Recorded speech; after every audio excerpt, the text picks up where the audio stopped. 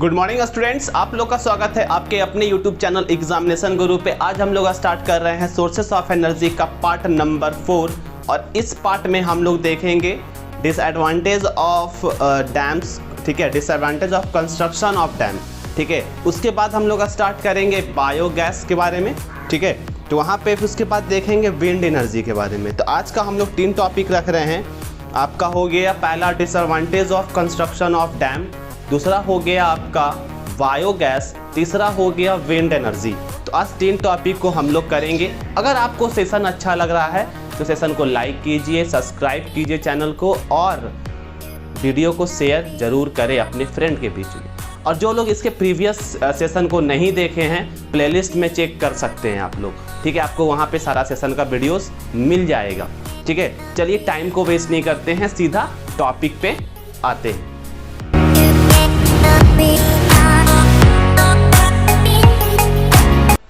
तो आज का जो हम लोग का फर्स्ट टॉपिक स्टार्ट होने वाला है वो हो जाएगा डिसएडवांटेज ऑफ डैम कंस्ट्रक्शन, ठीक है। Disadvantage of dam construction.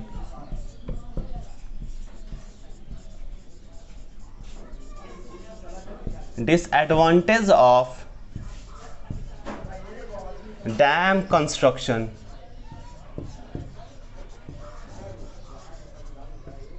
ठीक है। तो हम लोग यहाँ पे देखेंगे कि बेसिकली जो हम लोग का डैम का कंस्ट्रक्शन होता है, डैम कहीं पर बना तो वहाँ पे किस टाइप से आपका डिसएडवांटेज हो सकता है। जैसे मान लीजिए कि वो जो ज़मीन जहाँ पे आपका डैम बना है, पहला डिसएडवांटेज क्या होगा।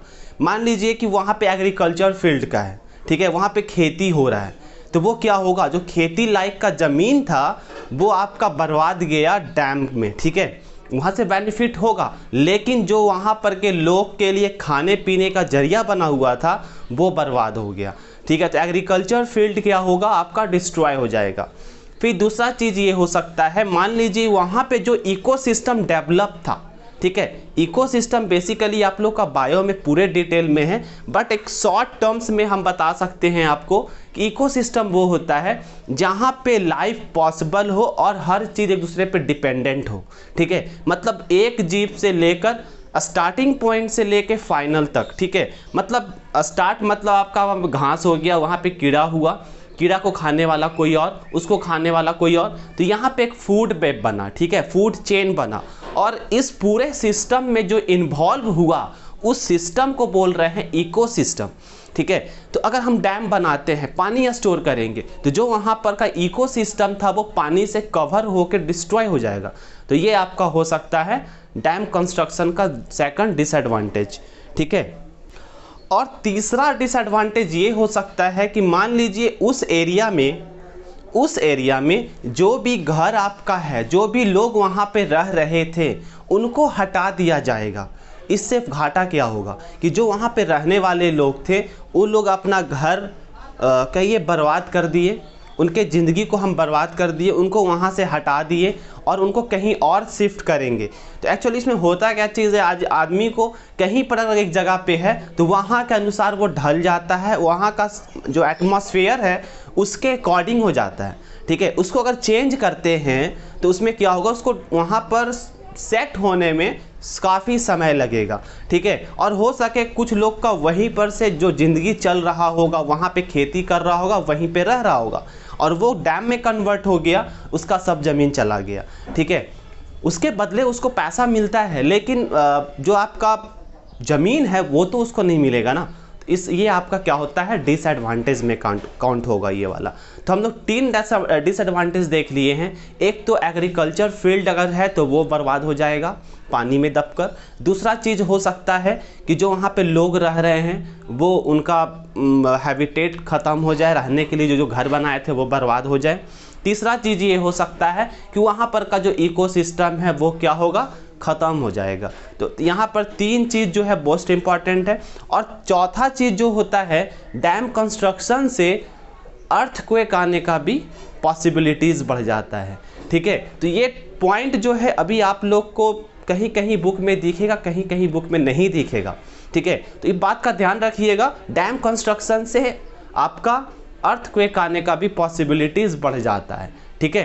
तो अब इसके बाद हम लोग स्टार्ट करेंगे, आपका हो जाएगा बायोगैस के बारे में, ठीक है, जिसको हम लोग बायोमास एनर्जी भी बोलते हैं, ठीक है। वहाँ से हम लोग को बायोमास एनर्जी जो अलग है तो एक ही चीज़, बायोगैस उसी से निकल रहा है, वहाँ से बायोमास जो है वो किसी और चीज़ के लिए यूज़ कर रहे हैं। तो यहाँ पे बायोमास एनर्जी से हम लोग देखेंगे कि बायोमास होता क्या चीज़ है। जैसे मान लीजिए कि हम लोग के घर में जो खाना पीना हम लोग खा रहे हैं, कुछ ना कुछ तो वेस्ट निकलता है। सब्जी कट किए तो वहाँ से कुछ सब्जी का पार्ट जो है वो बर्बाद जा रहा है। या मान लीजिए घर के पास अगर हम लोग गाय पाले हुए हैं तो वो जो एक्सक्रीटा उसका निकल रहा है, डंक निकल रहा है, काउ डंक को अगर हम लोग उसका यूटिलाइज करें तो वहाँ से हम लोग बायोमास बना सकते हैं। या मान लीजिए हम लोग के यहाँ खेती हो रहा है, तो खेती होने के बाद देखिएगा फसल का कटा हुआ बहुत सारा पार्ट जो बर्बाद चल जाता है, कुछ पार्ट हम लोग एनिमल्स को खिला देते हैं, उससे डंक निकल गया, ठीक है, जिसको गोबर बोलते हैं, वो निकल गया। तो हम लोग जितना भी वेस्टेज चीज़ है जो बायोडिग्रेडेबल सब्सटेंसेस है, बायोडिग्रेडेबल मीन्स क्या होता है, जो सड़ सके, जो गल सके, ठीक है, वैसे सब्सटेंस को कलेक्ट कर कर एक हम लोग टैंक बनाते हैं। और उसमें देखिएगा टैंक को ऊपर का जो सरफेस है वो ओवल टाइप का होगा, ठीक है, जिसको हम लोग बोल सकते हैं कर्व टाइप का होगा। और वो बेसिकली मेटल का बना होगा, किसी मेटल का बना होगा। जो कर्व वाला पार्ट है वो हो जाएगा ज़मीन के सरफेस से ऊपर, ताकि उस पर हीट लग सके। और उसके अंदर का जो सिस्टम होगा वहाँ पर बाहर का एयर को अंदर जाने से रोकने के लिए उसको तैयार किया जाता है।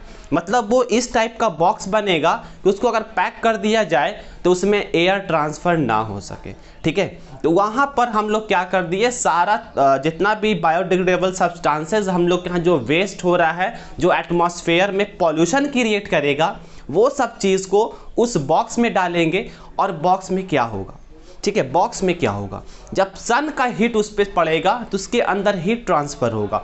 हीट ट्रांसफ़र होगा तो जो अंदर में आपका बायोडिग्रेडेबल सब्सटेंसेस है वो इन एब्सेंस ऑफ ऑक्सीजन वो क्या होगा, डिकम्पोज होगा, सड़ेगा। जब वो सड़ना स्टार्ट होगा तो वहाँ देखिएगा वहाँ से बहुत सारा गैस उससे निकलेगा, ठीक है, वहाँ से गैस निकलेगा। और कुछ पार्ट जो है वो कहिए कि कुछ पार्ट नीचे सेटल डाउन होगा, ऊपर में गैस होगा, ठीक है। तो जो वहाँ पे आपका नीचे में जो ऑब्टेन हुआ सब्सटेंसेस है वो बायोमास है, ठीक है। जितना भी जैसे मान लीजिए धान का कटा हुआ सामान, सब्जी घर का, वो हम लोग फेंक दिए, क्या वो सड़ेगा तो गलेगा, कुछ ना कुछ तो अवशेष बचेगा, कुछ सड़ के निकल जाएगा, कुछ वो गैस के रूप में निकलेगा। तो यहाँ पे गोबर को भी डाल दिए और जब वो सड़ गया फिर उससे पूरा गैस निकल के पूरा ऊपर ओवन वाला टैंक पे आ गया, तो वो जो पार्ट गैस का है वो बायोगैस है। वो क्या है, बायोगैस है। और जो नीचे सेटल डाउन बचा हुआ, जो सड़ने के बाद बचा हुआ अब जो चीज़ है वो हो गया बायोमास। अब आता है कि इसका यूज़ हम कैसे करेंगे, है ना। तो अब जो आपका बायोमास जो है वो इसको हम लोग एज आ कहिए तो यूज़ कर सकते हैं फर्टिलाइज़र के रूप में। इसको बोलते हैं नेचुरल फर्टिलाइज़र, ठीक है। तो ये जो फर्टिलाइज़र है अगर हम लोग खेत में डालते हैं, अगर खेत में डालेंगे तो खेत का उर्वरक को बढ़ाएगा, ठीक है, खेत के उर्वरक को बढ़ाएगा। और नॉर्मली जो आप लोग मार्केट से खरीदते हैं वो होता है इनऑर्गेनिक फर्टिलाइज़र, और ये जो ऑब्टेन हुआ आपका इस टैंक के थ्रू वो है आपका ऑर्गेनिक फर्टिलाइज़र। और ऑर्गेनिक फर्टिलाइज़र जो है ज़मीन के लिए हानिकारक नहीं है, मतलब ज़मीन के लिए आप कह सकते हैं कि बेनिफिशियल होता है। और लेकिन जो आर्टिफिशियल जो हम लोग मार्केट से ले रहे हैं, मैन मेड आपका जो फर्टिलाइज़र है वो यूज़ करेंगे तो वो होता है इनऑर्गेनिक का, उसमें केमिकल्स का यूज़ करते हैं। वो आपको रिजल्ट तुरंत देगा, मतलब आपका जो खेत है उसका उर्वरक तुरंत बढ़ा देगा। लेकिन होता क्या चीज़ है, वो ज़मीन में जो आपका जो मिट्टी है उसका जो पोषक तत्व है उसके लाइफ को कम कर देता है। उसके लाइफ को क्या करेगा, जो आपका इनऑर्गेनिक मार्केट से खरीदा हुआ फर्टिलाइज़र है मिट्टी के लाइफ को ख़त्म कर देगा और धीरे धीरे क्या होगा, मिट्टी को बंजर बना देगा। और फिर कुछ समय के बाद वो मिट्टी किसी काम का नहीं रहेगा अगर हम लोग एक्सेसिव यूज़ करते हैं तो। और ठीक है, कुछ लोग जो हैं फसल का प्रोडक्शन बढ़ाने के लिए, ठीक है, क्रॉप प्रोडक्शन बढ़ाने के लिए काफ़ी अमाउंट में आर्टिफिशियल जो फर्टिलाइज़र है वो यूज़ करके क्रॉप का प्रोडक्शन बढ़ा लेता है, लेकिन उससे क्या हो रहा है, मिट्टी का लाइफ दिन प्रतिदिन ख़राब हो रहा है। फिर एक समय ऐसा आएगा कि वो मिट्टी मर जाएगा और उससे आपको फसल नहीं मिलेगा। तब बोल देते हैं सब लोग कि ज़मीन बंजर हो गया है।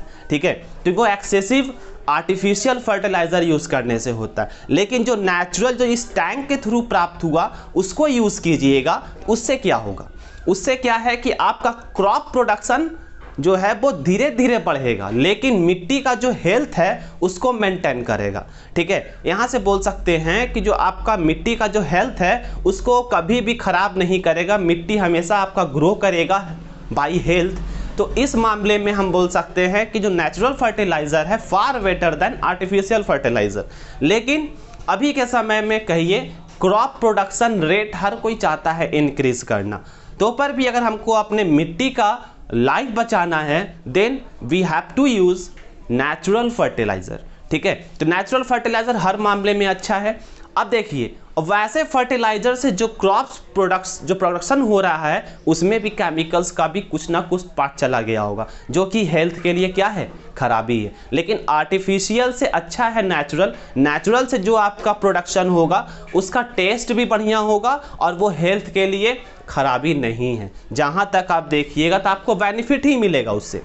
ठीक है, तो ये था बेसिकली, हम लोग चल रहे हैं फिजिक्स के पार्ट में, बायो में नहीं घुसेंगे अभी। तो यहाँ पर देख लिए कि बायोमास कैसे प्रोडक्शन हुआ। अब देखे थे कि जब वो सड़ रहा था इन एब्सेंस ऑफ ऑक्सीजन तो वहाँ से गैस निकल रहा था। ठीक है, अब आता है बात कि उस गैस का मेन कंस्टिट्यूएंट्स पार्ट्स कौन सा है। तो वहाँ पर देखिएगा 75% अप्रॉक्स बोल सकते हैं, अप्रॉक्स 75% आपका हो जाता है मीथेन। इसका मॉलिक्यूलर फार्मूला हो जाएगा CH4। ठीक है, और ये काफ़ी हाईली इनफ्लेमेबल होता है, जो कि आसानी से जल जाता है और इसको हम लोग एज अ फ्यूल भी यूज़ कर सकते हैं। अब वो करना क्या है, वो गैस जो आपका टैंकर है उससे पाइप कनेक्ट करके अपने घर का जो चूल्हा है उसमें कनेक्ट कर देंगे, तो एज अ फ्यूल के रूप में हम लोग घर में यूज़ कर सकते हैं खाना बनाने के लिए। और इस गैस का अगर हम लोग लाइट चाहें तो आप लोग, अगर शायद आप लोग को याद हो, पहले सिलेंडर आया करता था, उसमें देखते थे एक फ़िल्टर लगा होता था, वहाँ से लाइट जलता था। ठीक है, अब वो समय नहीं है क्योंकि हम लोग के यहाँ ऑलमोस्ट हर गांव में ही आपका लगभग 18-19 घंटा लाइट तो मिल ही जाता है, 15 से 18 घंटा लाइट मिल जाता है। तो अब ज़रूरत नहीं पड़ता है, लेकिन पहले ज़रूरत पड़ता था। तो हम लोग उस, मान लीजिए जिस गांव में अभी भी नहीं है, बहुत सा गांव ऐसा है जहां अभी लाइट बहुत कम है, 2 घंटा 5 घंटा 6 घंटा ऐसे लाइट मिलता है, तो वहाँ हम इस गैस की मदद से वहाँ पे लाइट का भी यूज़ कर सकते हैं। ठीक है, तो ये था आपका बेसिकली बायोगैस के बारे में और बायोमास के बारे में। ठीक है, तो अभी जो हम लोग टॉपिक कवर किए हैं वो हो जाएगा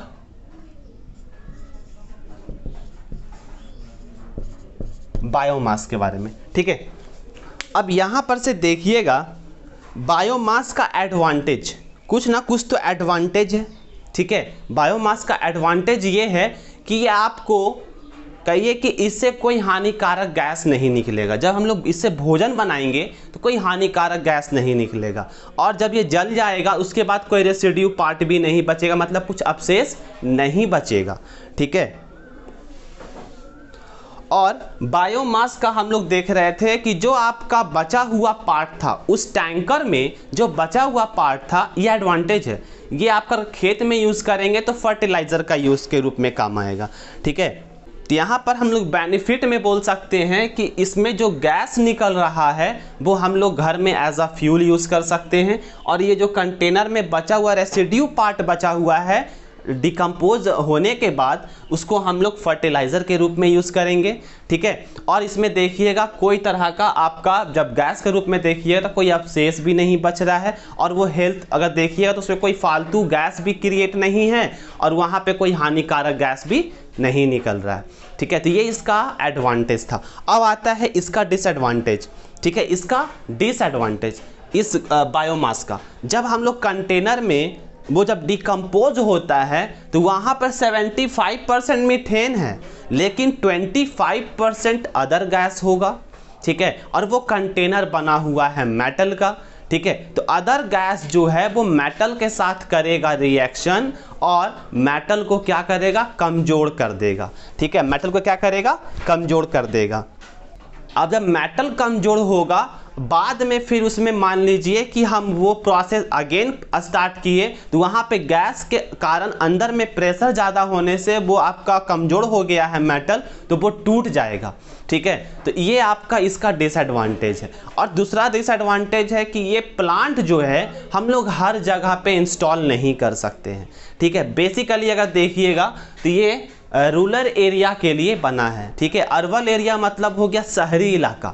शहरी इलाका में लगाना बहुत मुश्किल है, क्योंकि हम लोग के यहाँ ज़्यादातर देखिएगा शहरी इलाका में जो मेन रूप से शहर है वहाँ पे देखिएगा तो आपका गोबर मिलना बहुत मुश्किल है। लेकिन देहाती इलाका में देखिएगा, जिसको गांव का एरिया बोलते हैं, वहाँ आपको आसानी से गोबर मिल जाएगा, और गोबर जो है उससे ज़्यादा आपका निकलने वाला है मीथेन, ठीक है। तो ये इसका डिसएडवांटेज बोल सकते हैं कि ये हर जगह इंस्टॉल नहीं कर सकते हैं, ठीक है। और सिंपल देखिएगा तो इसका इफ़िशियंसी जो है वो कम होता है, ठीक है। इसका इफ़िशियंसी क्या है, कम होगा। तो ये इसका डिसएडवांटेज था। अब आता है इसके बाद विंड एनर्जी। अब हम लोग स्टार्ट करेंगे विंड एनर्जी के बारे में, ठीक है।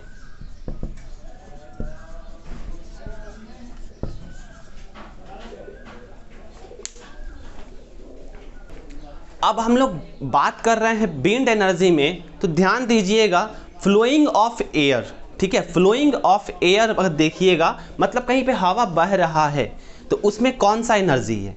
जब किसी हवा बह रहा है डेट मीन इसमें वेलोसिटी होगा, ठीक है। इसमें क्या है, वेलोसिटी है, डेट इज काइनेटिक एनर्जी, ठीक है। तो अब कहीं कहीं पर देखिएगा जैसे कि मरुस्थल का एरिया हो गया, फिर आपका पहाड़ी एरिया हो गया, या फिर आपका किसी समुद्र के पास का एरिया हो गया, वहाँ पे हवा का फ्लो आपको ज़्यादा देखने को मिलेगा, क्योंकि वहाँ पर देखिएगा टेम्परेचर डिफरेंस के कारण ही आपका हवा बहता है, ठीक है। विंड जो क्रिएट हो रहा है वो होता है टेम्परेचर डिफरेंस के कारण। तो जहाँ पे आपका ज़्यादा टेम्परेचर डिफरेंस होगा वहाँ पर आप विंड फ्लो होते हुए देख सकते हैं।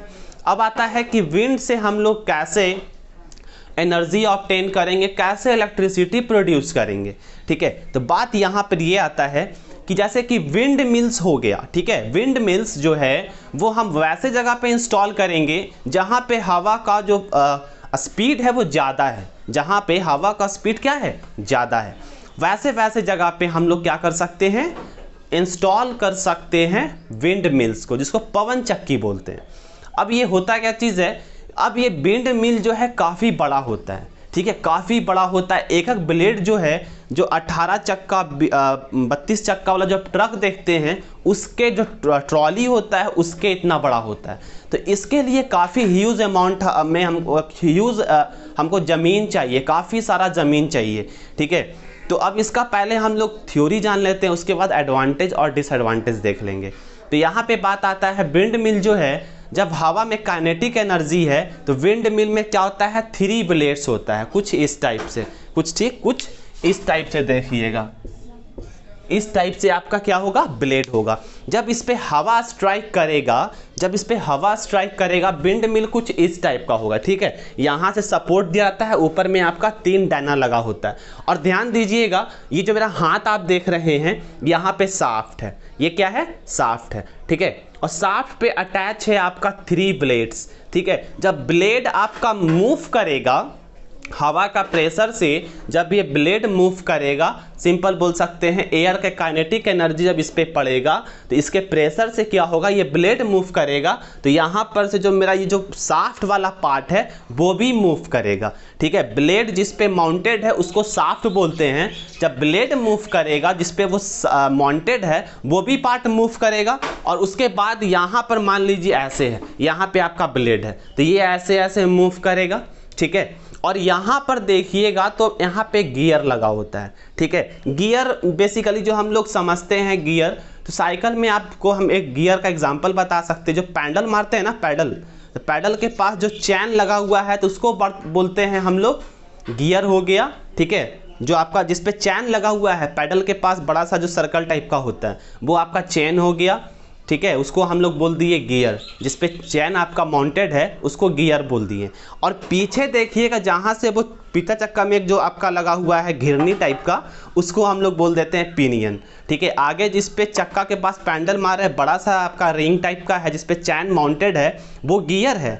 और पीछे जो साइज में छोटा वाला है वो पिनियन है, ठीक है। इस बात का ध्यान रखिएगा, गियर और पिनियन सेम चीज़ है बट साइज़ का डिफरेंस है। क्या है? साइज़ का डिफरेंस है। तो अब होता क्या चीज़ है, यहाँ पर आपका जब ये घूम रहा है, इसके पीछे यहाँ पर वैसा ही जो साइकिल में लगा हुआ है उस टाइप का बड़ा सा गियर लगा दिए, ठीक है। और यहाँ पर चैन लगा दिए, चैन लगाकर नीचे अर्थ सरफेस पे लाए, वहाँ पे फिर अगेन हम यहाँ पर एक छोटा सा गियर लगा दिए, ठीक है, पिनियन जिसको बोल सकते हैं, पिनियन लगा दिए। फिर वहाँ पर से एक शाफ्ट जो है, जब ये नीचे मूव करेगा तो यहाँ पर भी एक शाफ्ट मूव, इस गियर वाले पर, पिनियन वाले पर एक शाफ्ट लगा हुआ है। जब नीचे ये मूव करेगा, ऊपर देखिए ऐसे मूव किया तो नीचे भी ऐसे मूव करेगा, और ये शाफ्ट से आपका कनेक्ट होता है जनरेटर। तो जब हवा से आपका ये ब्लेड मूव करेगा तो ये शाफ्ट मूव करेगा, शाफ्ट मूव करेगा तो शाफ्ट पे आपका माउंटेड है गियर, ठीक है। गियर में चैन लगा हुआ है, वो चैन नीचे गया और नीचे में अगेन एक गियर बोलिए या पिनियन बोलिए, एक नीचे में भी अटैच है, ठीक है। इस शाफ्ट में एक पिनियन अटैच है, तो ऊपर से चैन आया, इसमें कनेक्ट हुआ, जब ये मूव किया ऊपर से तो नीचे भी मूव करेगा, और ये जो शाफ्ट यहाँ पर है इससे अटैच हो गया आपका जनरेटर, इलेक्ट्रिक जनरेटर, ठीक है। और जनरेटर का काम ही क्या होता है? मैकेनिकल से इलेक्ट्रिकल में कन्वर्ट करना। तो वो क्या करेगा? मैकेनिकल एनर्जी को इलेक्ट्रिकल एनर्जी में कन्वर्ट कर देगा। तो मेन रूप से विंड एनर्जी से इलेक्ट्रिसिटी इस मीडियम के थ्रू आपका जनरेट होता है, ठीक है। तो यहाँ पर अब आता है कि सर ये समझ में आ गया कि विंड एनर्जी हम लोग के लिए, विंड तो हमेशा मिलेगा, ठीक है, विंड क्या है आपको हमेशा मिलेगा। तो ये किस टाइप का सोर्स ऑफ एनर्जी हुआ? रिन्यूएबल सोर्सेस ऑफ एनर्जी, ठीक है। ये कौन सा है? Renewable sources of energy. तो इसके बारे में बोल सकते हैं ये है आपका रिन्यूएबल सोर्सेस ऑफ एनर्जी, ठीक है, renewable sources of energy short में लिख दिए हैं, ठीक है। तो ये आपका है रिन्यूएबल सोर्सेस ऑफ एनर्जी। अब यहाँ पे अगर हम लोग एडवांटेज के बारे में बात करें तो एडवांटेज बोल सकते हैं कि यहाँ पर जो आपका इलेक्ट्रिसिटी प्रोड्यूस हो रहा है उसमें कोई तरह का आपका हार्मफुल गैस नहीं निकलने वाला है। इस पूरे प्रोसेस में कोई भी तरह का हार्मफुल इफेक्ट आपको देखने को नहीं मिलेगा। दूसरा चीज़ यहाँ पे बोल सकते हैं इको फ्रेंडली सिस्टम, ठीक है। क्या बोलेंगे इसको? Eco friendly system. यहाँ पर जो आपका ये जो पूरा प्लांट है इको फ्रेंडली है, मतलब आपका वहाँ पर का जो इको सिस्टम है या इन्वायरमेंट है उस पर कोई तरह का साइड इफेक्ट देखने को नहीं मिलेगा। अब आता है इसका डिसएडवांटेज। इसका डिसएडवांटेज भी है। डिसएडवांटेज क्या है? इसका डिसएडवांटेज ये है कि जब ये प्लांट हम लोग लगाएंगे, ठीक है, तो इसका जो ब्लेड आप देख रहे हैं ना, जो 3 ब्लेड बताए थे, ब्लेड बहुत ही महंगा होता है, ठीक है। टरबाइन का जो ब्लेड है काफ़ी महंगा होता है। तो इसका जो शुरुआती कॉस्ट होगा, इनिशियल कॉस्ट होगा, ये बहुत ज़्यादा होगा। Initial cost is very high. इसका इनिशियल कॉस्ट जो है बहुत ज़्यादा है। इस प्लांट को एस्टैब्लिश करने में बहुत ज़्यादा हम लोग को पैसा इन्वेस्ट करना पड़ता है, ठीक है। उसके बाद दूसरा चीज़, इस प्लांट को अगर हम लोग बड़े पैमाने पे लगाएं तो काफ़ी ज़्यादा ज़मीन चाहिए, क्योंकि ये प्लांट, एक प्लांट जो है काफ़ी ज़्यादा एरिया कवर करता है। सिंपल सी बात है, टरबाइन का ब्लेड काफ़ी लंबा है तो उसको कवर करने के लिए लंबा डिस्टेंस भी चाहिए, ठीक है। जैसे मान लीजिए वो ब्लेड का अगर लेंथ की बात करें, अगर वो 50 मीटर का है, अगर 50 मीटर का है तो 50 मीटर आपको इस साइड और 50 मीटर इस साइड, ठीक है, क्योंकि वो ऐसे मूव करेगा तो 50 इधर और 50 इस तरफ, मतलब 100 मीटर का उसको कम से कम तो स्पेस चाहिए। उसके बाद भी हम लोग 5 मीटर 10 मीटर गैप छोड़ेंगे, ठीक है। तब उसके बाद हम लोग 5-10 मीटर छोड़े, उसके बाद फिर 50 मीटर पे एक ब्लेड लगाएंगे, एक टरबाइन फिट करेंगे। तो इसका मतलब है कि आपका 100 मीटर में एक टरबाइन फिट हो रहा है, उसके बाद भी 10 मीटर का गैप छोड़ना होगा। अगर हटा के लगा दिए, कहीं ब्लेड आपस में टकरा गया तो ब्लेड टूट जाएगा, तो ब्लेड का ही कॉस्ट बहुत महंगा होता है। और उसके बाद आता है आपका तीसरा डिसएडवांटेज कि मान लीजिए ब्लेड चल रहा है और वहाँ से कोई पक्षी क्रॉस कर रहा है, अगर वो पक्षी उसे टकरा गया तो वो मर जाएगा। ठीक है, तो इस टाइप से भी आपका यहाँ पर डिसएडवांटेज हो सकता है। तीसरा जो चौथा डिसएडवांटेज है वो ये है कि जैसे मान लीजिए कि कभी कभी हवा का स्पीड जो है बहुत तेज हो जाता है। ठीक है, मान लीजिए 20 मीटर पर सेकंड, ठीक है, 20 मीटर पर सेकंड से ऊपर का स्पीड अगर हो जाएगा और टरबाइन चलता रहेगा तो उस स्पीड पर आपका टरबाइन का ब्लेड टूट जाएगा। ठीक है, उस स्पीड पर 20 और 25 मीटर पर सेकंड के स्पीड से ऊपर होगा स्पीड, तो उस समय ब्लेड अगर चलता रहेगा तो ब्लेड टूट जाएगा। ठीक है, तो ये इसका डिसएडवांटेज में काउंट होता है। तो ये था आज का सेशन का, और वहाँ पे हम लोग कवर करने के बारे में बोले थे disadvantage of dam construction, biomass, wind energy. ठीक है, इसके बारे में फुल डिटेल के साथ आपको हम वीडियो प्रोवाइड किए हैं। और जहाँ तक रहा थ्योरी की बात, ठीक है, थ्योरी डिस्क्रिप्शन जरूर चेक करें, आपको वहाँ पे मिलेगा। और भी आपको पिछला सेशन का जो भी वीडियो देखना है सारा डिस्क्रिप्शन में आपको लिंक प्रोवाइड किया गया है, तो आप उसको देख सकते हैं। अगर आपको ये सेशन अच्छा लगा है, कॉन्सेप्टेबल लगा है, तो लाइक करके बताइए कि आपको कैसा लगा, और जैसा भी आपको लगा है कमेंट जरूर करके बताएं कि आपको ये सेशन कैसा लगा, ताकि हम भी समझ पाएंगे कि आपके मन में क्या चल रहा है। हम तो अपना 100% कोशिश कर रहे हैं, आप सिर्फ कमेंट करके बताइए कि आपको ये सेशन कैसा लगा। अगर कुछ इम्प्रूवमेंट की बात मुझे लगेगी तो हम वो भी करने की पूरी कोशिश करेंगे। और जो लोग चैनल पे फर्स्ट टाइम विजिट कर रहे हैं या पहले से ही चैनल पर हैं बट चैनल को सब्सक्राइब नहीं किए हैं, तो कृपया कर सब्सक्राइब कर लें, क्योंकि सब्सक्राइब करने में आपको पैसा नहीं लग रहा है, आपको बेनिफिट ही होने वाला है। क्योंकि अगर आपको मेरा सेशन अच्छा लग रहा है, आप फ्यूचर में भी देखना चाहेंगे, ठीक है, फ्यूचर में भी आप देखना चाहेंगे, अब हम वीडियो अपलोड करेंगे, आप सब्सक्राइब नहीं किए हैं तो आपको नोटिफिकेशन नहीं मिलेगा, आपको पता ही नहीं चलेगा कि हम कब वीडियो अपलोड कर दिए। तो सब्सक्राइब करने के साथ साथ उसके राइट में देखिएगा बेल आइकन पे प्रेस करके ऑल पे क्लिक कर दीजिए, ताकि जो मैं वीडियो अपलोड करूं वो आप लोग के पास पहुंच जाए। Thank you for watching.